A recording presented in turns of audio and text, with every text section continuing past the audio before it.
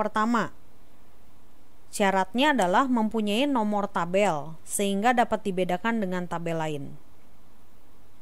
Yang kedua, punya judul atau subjudul yang jelas. Oke ya, nomor tabel tuh seperti ini, nomor 1.14, 1.15, 1.12, 1.13 itu nomor. Terus judul. Nah, judulnya ini menentukan kelas, distribusi frekuensi yang memiliki kelas terbuka, dan seterusnya. Lalu subjudul. Nah, misalnya ini subjudul dalam jutaan rupiah. Nah, ya itu yang dimaksud dengan subjudul. Mempunyai kelas yang baik ditentukan sesuai pedoman Sturges. Nah, terus yang keempat, menghindari overlapping kelas yang tumpang tindih. Oke. Nah, misalnya begini, ini yang tidak baik. Ya, yang ini tidak baik. Contohnya begini, ini kan keuntungan 30 sampai 40. 40 sampai 50, 50 sampai 60, 60 sampai 70. Lalu ketika ada data 40, itu masuknya kemana? Kelas pertama apa kelas kedua?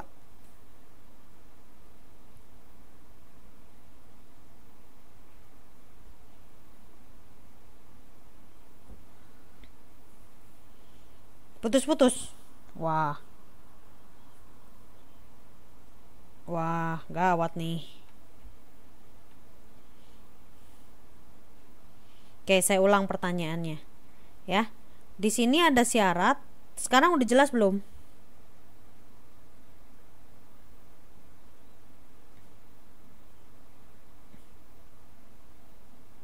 Belum jelas. Oke, kita tunggu sebentar ya.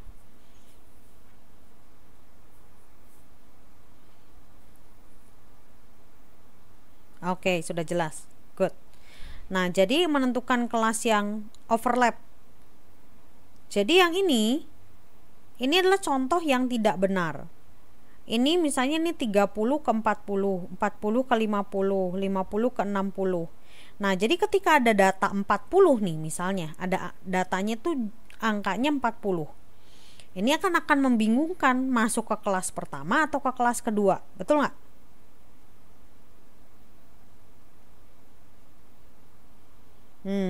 Nah, ini makanya jangan melakukan pembuatan distribusi frekuensi seperti ini. Terus yang kedua, menghindari kelas yang tidak sama.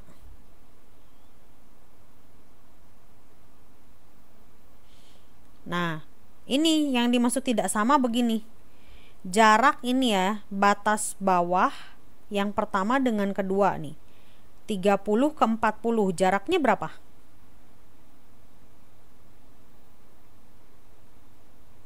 Dari 30 ke 40 jaraknya berapa? 10 kan? Nah, lalu dari 40 ke 60? Nah, ini pun adalah contoh yang salah. Ya. Nah, ini juga adalah contoh kelas yang tidak sama. Nah, ini dihindari. Terus yang berikutnya, menghindari kelas terbuka. Nah, ini seperti ini. Menghindari. Tapi mungkin saja ada gitu ya. Seperti ini, 70 ke atas. Ke atasnya ke atas mana gitu ya. Ini nggak jelas nih.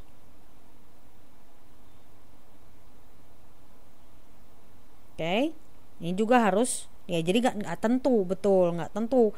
Bisa 90, bisa 100, bisa 500. Nah, ini tidak jelas. Terus juga sumber data harus disebutkan. Nah, ini sumber BPS bla bla bla bla. Ya, kalau bisa sampai kita ini soalnya ngarang fiktif berarti. Ya, kalau misalnya sumbernya dari buku modul, tulis buku modul gitu ya. Itu adalah syarat-syarat distribusi frekuensi yang baik. Nah, terus berikutnya adalah cara menggambar distribusi frekuensi menurut bilangan. Di sini ada histogram, disebut juga diagram batang. Ya. Nah, cara menggambarkannya adalah Garis yang vertikal itu menunjukkan frekuensi. Lalu garis yang horizontal menunjukkan adalah, kalau di sini, keuntungan, karena kita bicara ini data sebelumnya adalah berkaitan dengan keuntungan. Ya, ini kan keuntungan perusahaan batik. Nah, jadi ini adalah yang horizontal menunjukkan keuntungan, yang ke atas atau vertikal menunjukkan frekuensi. Lalu penentuan angkanya ini nih 30, 40, 50 dan seterusnya itu adalah berdasarkan batas bawah. Oke. Lalu yang berikutnya poligon. Poligon ini menghubungkan titik tengah. Nah, dapat dari mana titik tengah? Nah, contoh ya, dari sini nih, dari titik tengah. Titik tengah itu diperoleh dari menjumlahkan batas bawah dengan batas atas dibagi 2. Ya. Jadi kalau tadi contoh nih 30 ditambah 39,9 dibagi 2. Ya, kurang lebih jadi 25 di sini. Gitu, menghubungkan titik tengah dan seterusnya. Oke. Ini adalah poligon namanya. Tapi lebih mudahnya lagi adalah dari gambar ini, dari gambar histogram, tinggal cari titik tengahnya. Jadi contoh seperti ini. 20 ke 30 titik tengahnya adalah 25. Ini 30 ke 40 titik tengahnya 35. 40 ke 50 titik tengah 45. 50 ke 60 titik tengahnya 55 dan seterusnya. Nah, nanti tinggal titik-titik tersebut dihubungkan, maka menjadi poligon. Oke, sampai situ dulu. Ada pertanyaan kah?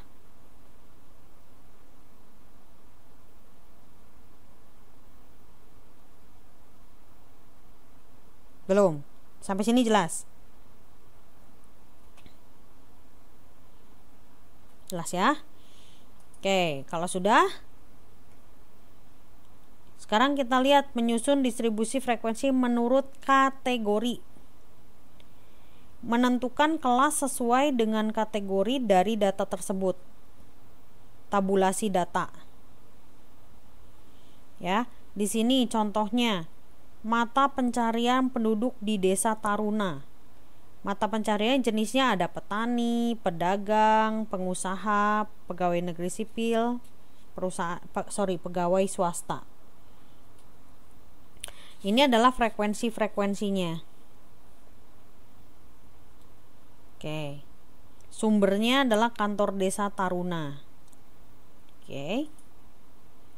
Nah, terus sekarang kita lihat ada distribusi frekuensi relatif. Nah, kalau distribusi frekuensi relatif ini tidak dinyatakan dalam angka absolut, tetapi dinyatakan dalam angka relatif atau persentase. Sini nih, keuntungan per tahun, frekuensi absolut. Nah, teman-teman boleh lihat itu ada di halaman 142.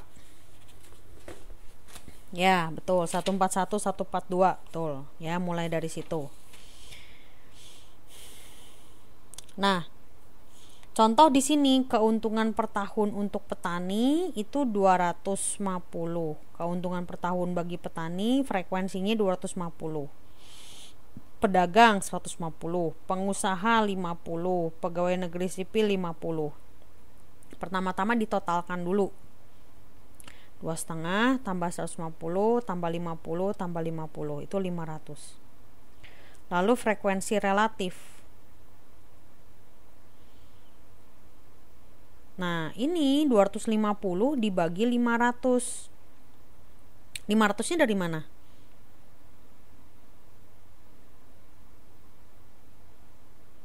Yap, dari jumlah total ini ya. Jadi 250 dibagi 500 dikali, ingat 100%. Ini karena berkaitan dengan relatif dalam bentuk persentase. Oke. Lalu yang pedagang 150 dibagi 500 dikali 100%, dapat 30%. Lalu pengusaha dan pegawai negeri sipil 50 dibagi 500 dikali 100%, 10%, dan seterusnya. Kalau di total maka akan mendapat 100%. Maka dari tabel ini ditransfer ke dalam tabel 1.18. Maka diperoleh frekuensi relatifnya jumlahnya seperti ini. Nah, kalau frekuensi relatifnya dijadikan diagram lingkaran, maka akan terbentuk gambar diagram lingkaran seperti ada di halaman 143.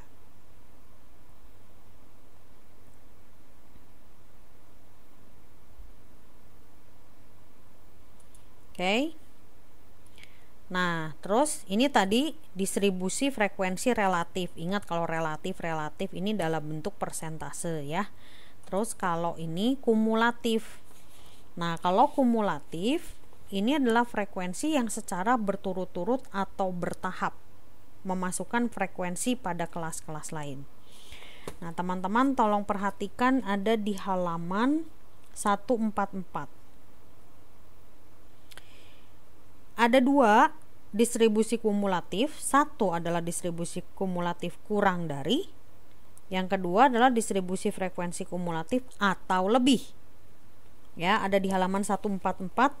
Itu adalah distribusi frekuensi kumulatif kurang dari.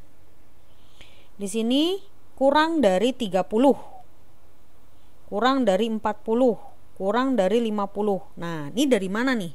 Kurang dari 30, 40, 50, 60 dan seterusnya. Teman-teman lihat lagi tadi di halaman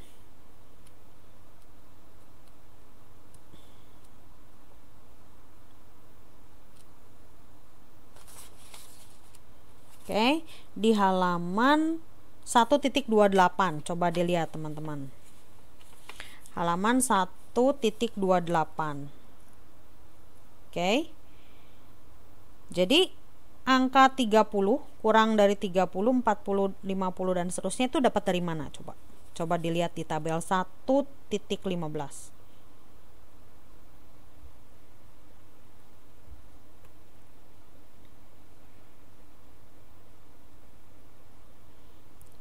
Ya, dari mana? Dari keuntungan situ ya, dari batas bawahnya. Ya, batas bawah 30, 40, 50 dan seterusnya. Nah, sekarang kita baca satu-satu ya. Caranya begini cara bacanya. Berapa sih perusahaan batik yang keuntungnya kurang dari 30? Sekarang ada nggak yang kurang dari 30 keuntungannya? Nggak ada, betul. Nggak ada. Ya, sip. Maka dari itu, mulai dari frekuensinya kurang dari 30 itu 0. Ngerti nggak?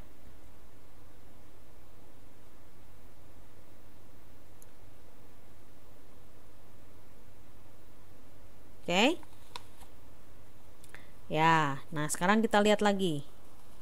Tetap dilihat ya halaman 1.28. Sekarang kita baca yang kedua. Kurang dari 40. Kurang dari 40 itu ada berapa frekuensinya? 4. Nah, 4 ini dari mana?